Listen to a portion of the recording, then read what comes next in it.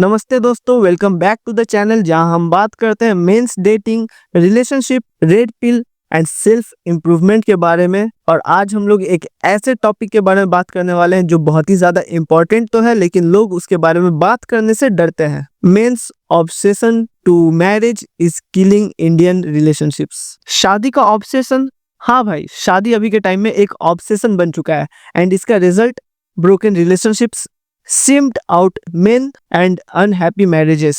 तो चलिए सीधा पॉइंट पे आते हैं। सबसे पहले एक चीज समझना बहुत ही ज्यादा जरूरी है।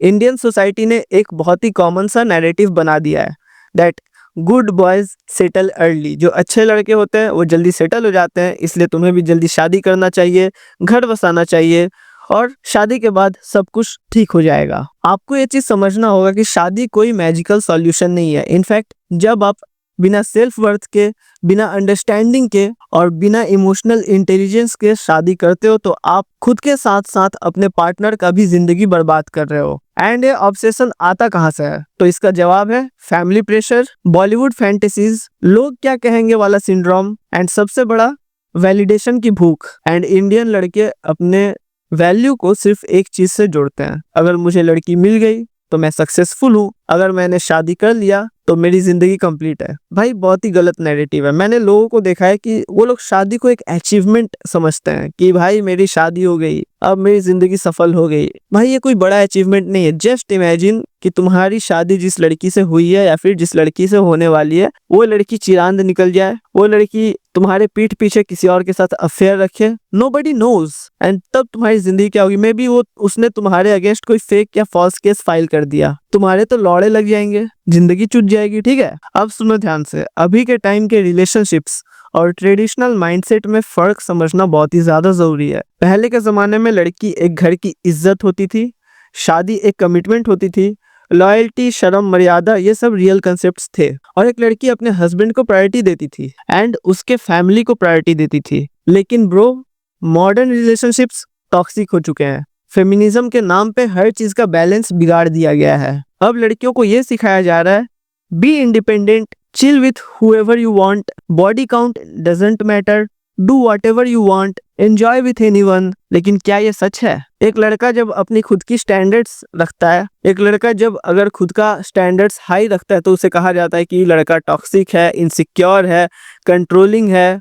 भाई सोसाइटी तुम्हें वीक बना रही है, कमजोर बना रही है। एक स्ट्रांग मर्द को विलेन का इमेज दे दिया गया है।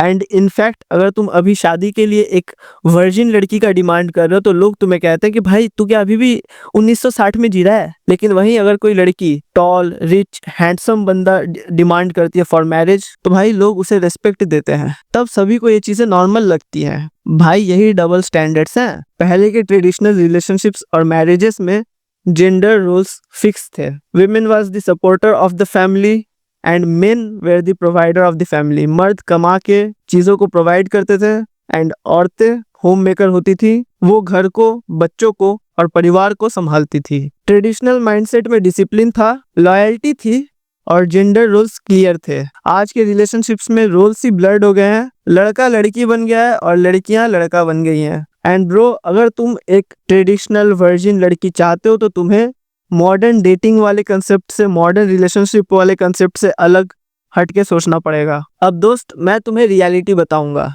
वो रियलिटी जो तुम्हें कभी भी स्कूल, कॉलेजेस या सोसाइटी नहीं बताएगी। एक चीज समझो, people don't love you for who you are, people will love you for what you provide. तुम एक मर्द हो, तुम कौन हो, क्या हो, तुम्हें इस बेसिस पे प्यार नहीं मिलेगा। तुम क्या प्रोवाइड करते हो सोसाइटी को बीइंग अ मैन, तुम्हें उस बेसिस पे ही प्यार मिलेगा। अब ये प्यार भले तुम्हारे फैमिली मेंबर्स तुम्हें दे रहे हैं, तुम्हारी पार्टनर तुम्हें दे रही है, तुम्हारे दोस्त दे रहे हैं, doesn't matter, but they will only love what you provide, not who you are. तुम्हारा स्टेटस, तुम्हारा पावर, तुम्हारा कॉन्फिडेंस, तुम्हारी डिसिप्लिन, ये सभी चीजें उन्हें अट्रैक्ट करती है। एंड भाई इनफैक्ट अभी के टाइम पे लड़कियां जहां बहुत ही ज्यादा लिबरल हो गई हैं, अपने फायदे के लिए लड़कों को मैनिपुलेट करती है। तुम्हें क्या लगता है कि तुम्हें एक जेन्युइन फेमिनिन लड़की ऐसे ही चुटकी बजाते मिल जाएगी? बिल्कुल नहीं भाई। तुम्हें टॉक्सिसिटी से, मैनिपुलेशन से, सभी चीजों से डील करने के बाद अपने लिए एक अच्छी लड़की ढूंढना पड़ेगा। जब तुम रेड फ्लैग्स के बेसिस पे लड़कियों को फिल्टर करोगे, अपने स्टैंडर्ड्स के बेसिस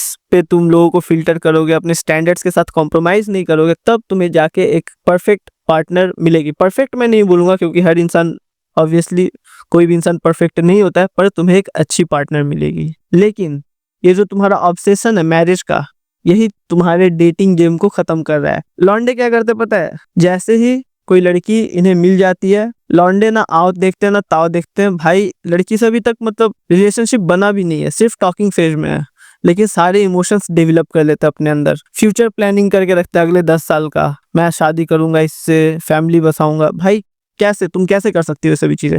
तुम इतना श्योर कैसे हो सकते हो कि वो बंदी तुमसे शादी करेगी?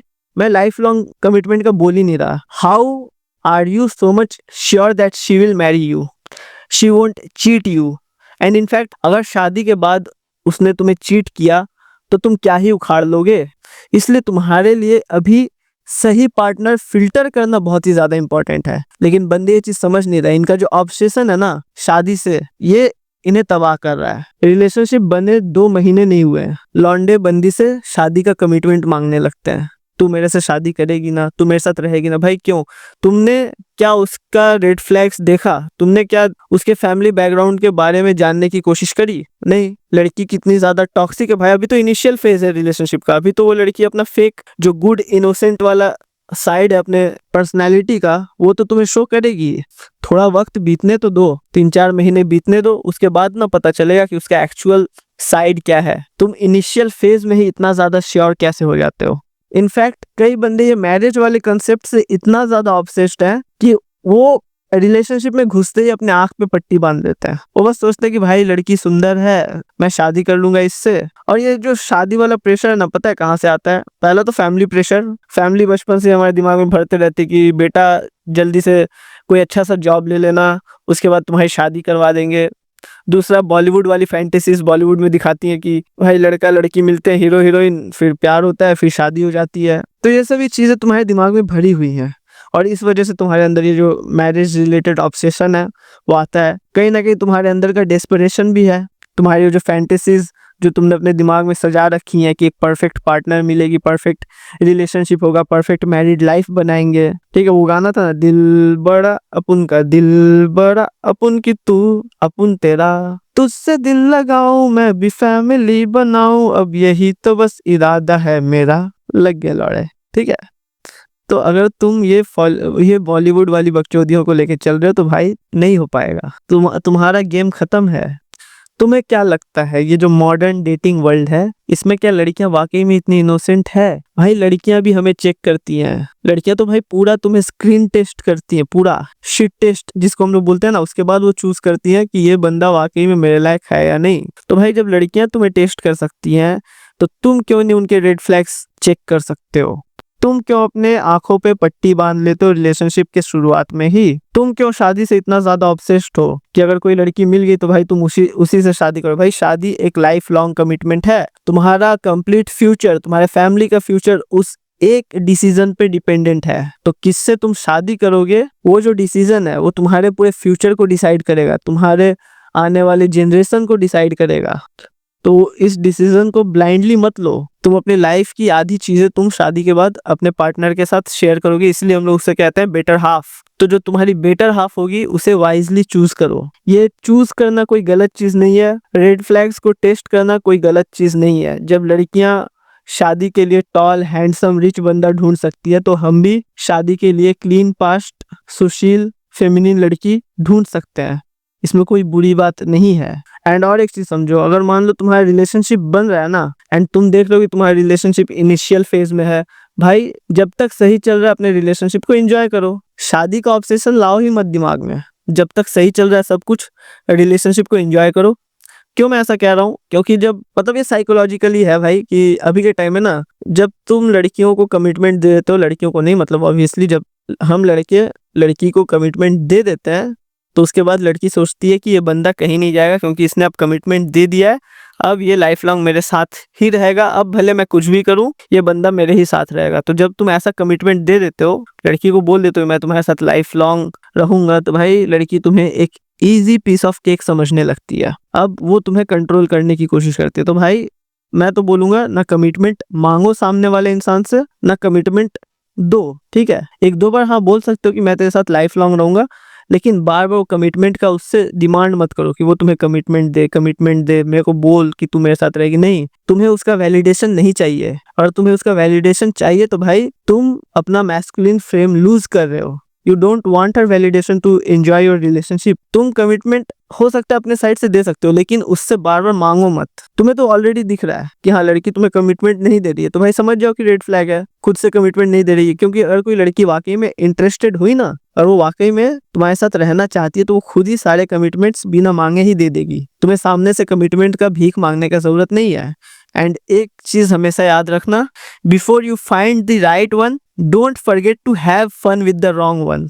ठीक है, तो क्या पता तुम अभी जिसके साथ हो सकता है वो रॉन्ग वन हो, may be right one future में तुम्हारा इंतजार कर रही हो। तो इसीलिए किसी तरह का गिल्ट ना रहे तुम्हारे अंदर, don't forget to have fun with the wrong one. ठीक है, ताकि जब तुम राइट वन से मिलो तो तुम सेटिस्फाइड रहो कि हाँ भाई मैंने अपने लाइफ को एंजॉय किया, मैं बस किसी रॉन्ग पर्सन के चक्कर में अपना जो कीमती समय था वो मैंने बर्बाद नहीं किया, अपने लाइफ को मैंने बर्बाद नहीं किया। और एक चीज तुम्हें समझना बहुत ही ज्यादा जरूरी है कि जब भी तुम शादी करो तो पावर डायनामिक्स को समझ के करो। देखो दोस्त, शादी एक समझौता है, लेकिन अगर तुम वहां पे एक वीक नीडी पर्सन की तरह इंटर करते हो ना, तो गेम वही खत्म हो जाएगा। कभी भी लड़की से बार बार शादी का कमिटमेंट के लिए भीख मत मांगो, क्योंकि वहां पे तुम बहुत ही ज्यादा नीडी और डेस्परेट लगने लगते हो। तुम इनफैक्ट भीख मांगने की जगह पे खुद के लाइफ को स्टेबल रखने की कोशिश करो, खुद के ऊपर फोकस करो, खुद के लाइफ को बिल्ड करो, ताकि सामने वाला इंसान तुम्हें कमिटमेंट खुद से दे। खुद को इतना ज्यादा इमोशनली, फाइनेंशियली, फिजिकली बिल्ड करो कि सामने वाला तुम्हारे साथ रहने के लिए डेस्परेशन शो करे, वो कहे कि नहीं मुझे इस इंसान की जरूरत है, मैं इसके साथ रहूंगी। तुम्हें उसके सामने भीख ना मांगना पड़े। एंड मोस्ट इंपॉर्टेंटली, तुम्हें अपने लाइफ का कोई भी डिसीजन डेस्परेशन में या नीडीनेस में आके नहीं लेना है। लौंडे देखते हैं कि लड़की सुंदर है, अच्छी है, भाई शादी करने के लिए उतावले हो जाते हैं। कई बंदे तो भाई लड़की बस एक बार बात कर लेती है तो लड़कों का सिंप बिहेवियर स्टार्ट हो जाता है, वो लड़की के पीछे पड़ जाते हैं। भाई नहीं, तुम्हें चूज करना है, तुम्हें अपने आसपास सबसे पहले ऑप्शंस बिल्ड करना पड़ेगा। एंड उन ऑप्शंस के बीच में तुम्हें सबको फिल्टर करके तुम्हारे लिए कौन सही है उसे चूज करना पड़ेगा। और ये चीज कैसे होगा, जब तुम लड़कियों को रेड फ्लैग्स के बेसिस पे फिल्टर करोगे, अपने स्टैंडर्ड्स के साथ कभी भी कॉम्प्रोमाइज नहीं करोगे। मान लो तुम्हें एक वर्जिन लड़की चाहिए एंड तुम्हें कोई ऐसी लड़की मिली है जो तुम्हें अपने पास्ट के बारे में बता रही है कि पता है मेरे पास्ट में ना मेरा 2 बॉयफ्रेंड था जिसमें से एक के साथ मैं फिजिकल हो चुकी हूँ, तो भाई वहां पे अपने स्टैंडर्ड्स के साथ कॉम्प्रोमाइज मत करो। तुम्हें अगर एक वर्जिन लड़की चाहिए तो भाई अपने स्टैंडर्ड्स को स्ट्रांग रखो, बोलो कि तुमने पास्ट में जो भी किया था आई रिस्पेक्ट दैट। ठीक है, अपने पास्ट को अपने पास रखो and I am moving on to someone else. मैं किसी बेहतर इंसान के पास जा रहा हूँ जो फ्यूचर में मेरा इंतजार कर रही है। इतना बोल के भाई आगे बढ़ो, because high value man never compromises with their standards. तो दोस्तों, अगर आपको ये वीडियो यूजफुल लगा तो भाई चैनल को सब्सक्राइब कर लेना, बेल आइकन को प्रेस कर देना ताकि हमारे वीडियोस के नोटिफिकेशंस आपको मिलते रहे। मिलते हैं मेरे नेक्स्ट वीडियो में। टिल देन, थैंक यू, जय हिंद।